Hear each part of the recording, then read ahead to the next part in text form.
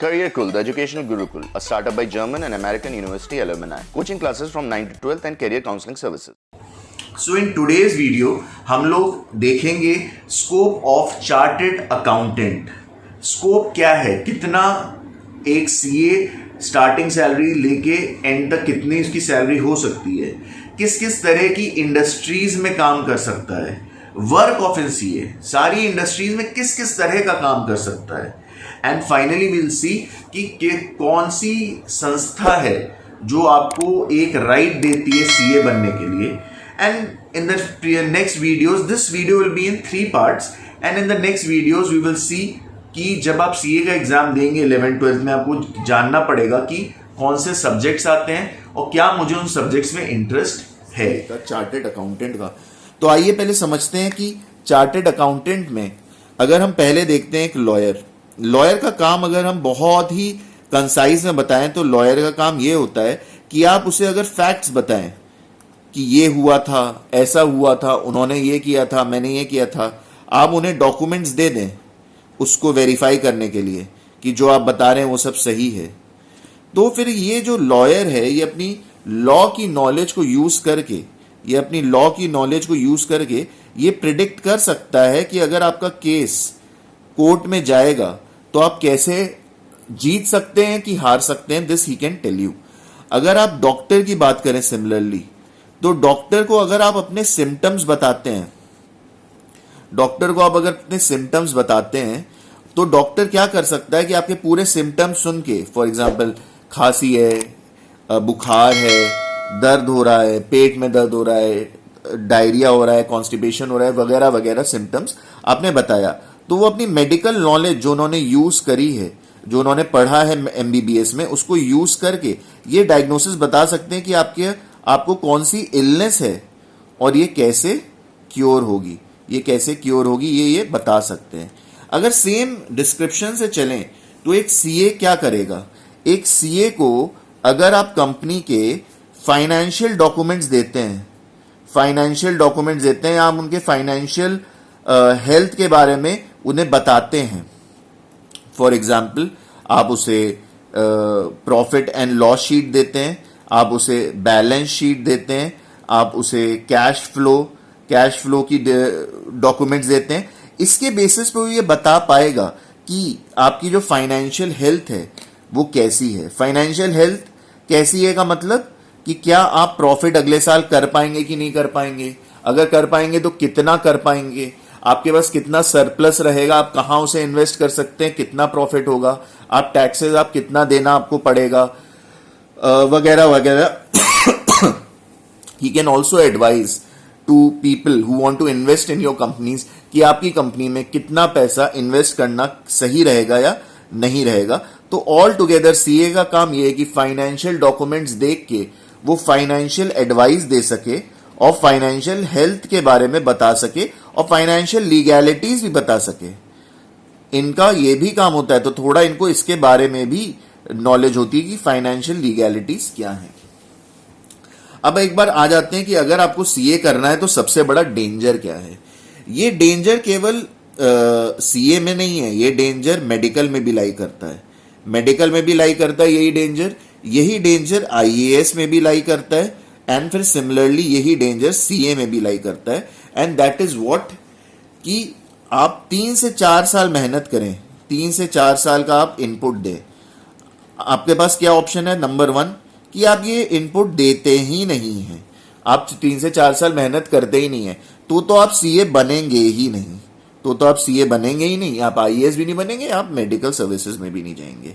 मान लीजिए आप ये 3 से 4 साल की मेहनत करते हैं, तब भी 2 केस अराइज कर जाते हैं कि आप सीए बनेंगे कि नहीं बनेंगे, क्योंकि बाकी फैक्टर्स भी काम आने लगते हैं। तो चाहे आप बने चाहे ना बने, 3 से 4 साल की मेहनत लगने ही वाली है, चाहे आप आईएएस करना चाहें, चाहे आप मेडिकल करना चाहें। और इसमें जब आप सीए का डिग्री लेते हैं और बाई चांस जब आपने मेहनत कर ली और आप सीए नहीं बनते हैं, तो इसमें एक प्रॉब्लम ये है कि ये 3 से 4 साल की मेहनत का कोई भी डिग्री नहीं है इसकी। लेकिन सीए में अभी मैं आगे बताऊंगा कि आप एक लेवल अगर पार कर लेंगे अगर, तो कुछ बड़ी कंपनीज हैं जो आपको जॉब देंगी, बिग 4 जो है वो आपको जॉब देंगी अगर आप सीए के एक लेवल तक चलाते हैं। सो ये आपको थोड़ा सा रेडी रखना है, और ये इसमें थोड़ा सा आपको काम करना है कि बाई चांस मेरा नहीं होता, या during this 3-4 years of strenuous activity मैं अपने आप को सही रखूं। अब क्योंकि हमारा फोकस इस वाले वीडियो में ये है कि हम स्कोप पे बात करेंगे, तो टोटल जो वीडियोस होंगे 3 या 4 हम लोग स्कोप पे बात करेंगे, और 3 या 4 हम लोग इस पे बात करेंगे कि कौन से सब्जेक्ट्स हैं सीए में जो 11-12 के बच्चों को देखना चाहिए कि ये सब्जेक्ट्स हैं, मुझे क्या इंटरेस्ट है या नहीं है। और हम लोग ये बात करेंगे कि सीए के दौरान अपनी मेंटल हेल्थ को आप कैसे रखें। तो सबसे पहले जो सीए काम करता है, सीए काम करता है डायरेक्ट टैक्सेशन में, डायरेक्ट टैक्सेशन में, डायरेक्ट टैक्सेशन में। ये वीडियो इन सब चीजों को स्टार्ट करने से पहले मैं 2 लोगों को थैंक्स बोलना चाहूंगा। लखनऊ में 2 सीए हैं जिन्होंने मेरी बहुत मदद करी। एक है सीए मोहित गोयल, और दूसरे जो हैं वो हैं Mohit Saxena. He is on the way of becoming a CA, he is given his exams. Mohit Saxena, इन्होंने तकरीबन मुझे 3 से 4 घंटे अपने बैठाए लगातार, और बैठा के लगातार पूरी चीजें समझाई, क्या काम होता है, किस तरह के क्वेश्चंस आते हैं, एंड मैंने अपने डाउट्स पूछे एक स्टूडेंट बन के। तो I really thank them for their time. तो डायरेक्ट टैक्सेशन, ये जो मैं काम बता रहा हूं आप किसी एक में भी कर सकते हैं, और ज्यादातर सारे सीए सब कुछ मिला जुला के करते हैं काम। तो डायरेक्ट टैक्सेशन में इनकम टैक्स और वेल्थ टैक्स, इसमें काम होगा।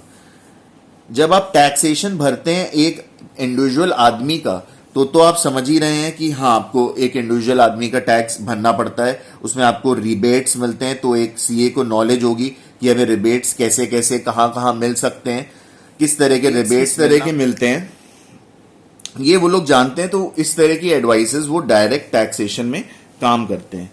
वो लोग फिर इनडायरेक्ट टैक्सेशन में भी काम करते हैं, इनडायरेक्ट टैक्सेशन में भी काम करते हैं। इनडायरेक्ट टैक्सेशन जैसे कि जीएसटी और वैट अब बहुत से स्टेट्स में हटा दिया गया है, बहुत से प्रोडक्ट से हटा दिया गया, बट स्टिल एग्जिस्ट करता है। तो वो जीएसटी एंड वैट के में भी काम करते हैं। कैसे फाइलिंग होती है, इनके क्लॉजेस क्या क्या हैं, किन चीजों पे लगेगा, कितना लगेगा, किस तरह से लगेगा, और आप फाइल कैसे करेंगे, ये सारा इसमें भी काम करते हैं। तो ये अपने में टैक्सेशन जो है, अपने में एक पूरी इंडस्ट्री है जिसमें सीएस काम करते हैं। फिर एक बड़ा जो रोल आता है वो आता है कंपनी ऑडिट में। कंपनी ऑडिट में ये सबसे बड़ा रोल एक सीए का होता है, ऑडिटिंग करना। अब अगर हम बात करें ऑडिटिंग एंड अकाउंटिंग की, तो अकाउंटिंग जो है वो डेली बेसिस पे होता है। अगर मैं देखूं तो अकाउंटिंग डेली बेसिस पे होगा, ये डेली बेसिस पे होता है। डेली बेसिस पे ये देखा जाएगा कि कंपनी में कितना इनफ्लो पैसों का आया, कितना आउटफ्लो पैसों का गया, हमने अपने जो एम्प्लॉयज हैं उनको सैलरी भेजी, हमने एम्प्लॉयज का टीडीएस काटा, हमने एम्प्लॉयज के टीडीएस को फाइल किया। ये सब एक day to day routine work इनका चलता रहेगा। तो अकाउंट्स में जो अकाउंटेंट होता है वो डेली बेसिस पे ये करता है। बट कंपनी ऑडिट में क्या होता है कि वो वंस कभी कहीं कहीं मंथली होता है, कहीं कहीं 6 मंथ्स होता है, और नॉर्मल कंपनीज में वंस अ ईयर आके एक फाइनेंशियल ईयर का ऑडिट करते हैं। वो ये चेक करते हैं कि ये जो रिपोर्ट्स ये बना रहे हैं, जो ये रिपोर्ट्स बना रहे हैं, फॉर एग्जांपल बैलेंस शीट, जो ये बैलेंस शीट बना रहे हैं, हम ये मान लेते हैं कि कोई अकाउंटेंट है जिसने 1 करोड़ का फ्रॉड किया है। तो अब वो 1 करोड़ के फ्रॉड को, मतलब उसने कंपनी के अकाउंट से 1 करोड़ रुपीज निकाल लिए और कहीं यूज कर लिए। अब वो 1 करोड़ रुपीज सीधे बैलेंस शीट में एक एंट्री में तो दिखा नहीं देगा, पकड़ा जाएगा। लेकिन वो 1 करोड़ कहीं कहीं कहीं ऐसे लाख करके भी दिखा सकता है 100 जगह, या फिर 10-10 हजार करके भी दिखा सकता है, डिपेंडिंग अपॉन कैसा है। और वो बैलेंस शीट में फिर रिफ्लेक्ट होने लगेगा, और एक एक्सपीरियंस सीए ये पकड़ भी सकता है। तो बैलेंस शीट को देखना, प्रॉफिट एंड लॉस स्टेटमेंट्स को देखना, कैश इनफ्लो को देखना, कि कैश कहां से आ रहा है, पैसा कहां से आ रहा है, इसके स्टेटमेंट्स, वाउचर्स, चीजों को देखना, ये सीए का काम है।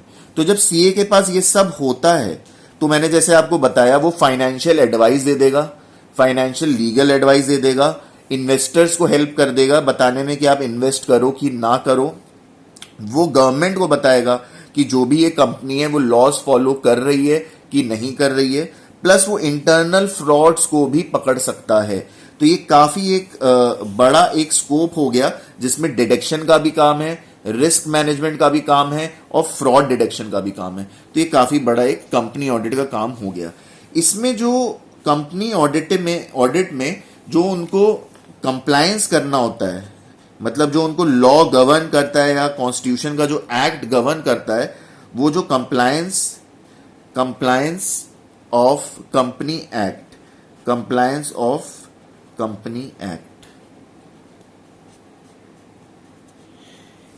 इसके मद्देनजर उनको अपना काम करना है। दूसरी चीज, इनकी जो बॉडी रहती है NCLT, ये है नेशनल कंपनी लॉ ट्रिब्यूनल। तो अब जो एक सीए है वो कंपनी एक्ट को कंप्लायंस भी करेगा, वो NLCT में वहां पे जाके बैंकरप्सी के लिए भी फाइल कर सकता है। अगर किसी कंपनी में पैसा खत्म हो रहा है तो बैंकरप्सी के लिए भी फाइल कर सकते हैं। तो इसका प्रोसेस होता है, इसको फाइल करने का एक तरह का प्रोसेस होता है। एक चीज ये है कि सीएस जो है ये सारी डेटास और ये सब कुछ जो फाइनेंशियल स्टेटमेंट है फिर मिनिस्ट्री ऑफ कॉर्पोरेट अफेयर्स को भेजते हैं, और आप पैसा दे के मिनिस्ट्री ऑफ कॉर्पोरेट अफेयर्स को थोड़ा एक मिनिमल अमाउंट देके ये फाइनेंशियल स्टेटमेंट्स रीड कर सकते हैं। तो अगर आप शेयर ब्रोकर हैं, शेयर मार्केट में अगर आपको किसी कंपनी की फाइनेंशियल हेल्थ को जानना है, उनके म्यूचुअल फंड्स खरीदने वाले हैं, तो आप इसको देख के समझ सकते हैं। बाकी NCLT में वो बैंकरप्सी के लिए फाइल करते हैं। दूसरी चीज, वो लोग इसके लीगल इश्यूज, कोई भी कंपनी से पर्टेनिंग लीगल इश्यूज होता है तो पहले वो इस ट्रिब्यूनल में जाता है, फिर इसके हायर ट्रिब्यूनल में जाता है और फिर सुप्रीम कोर्ट में जाता है।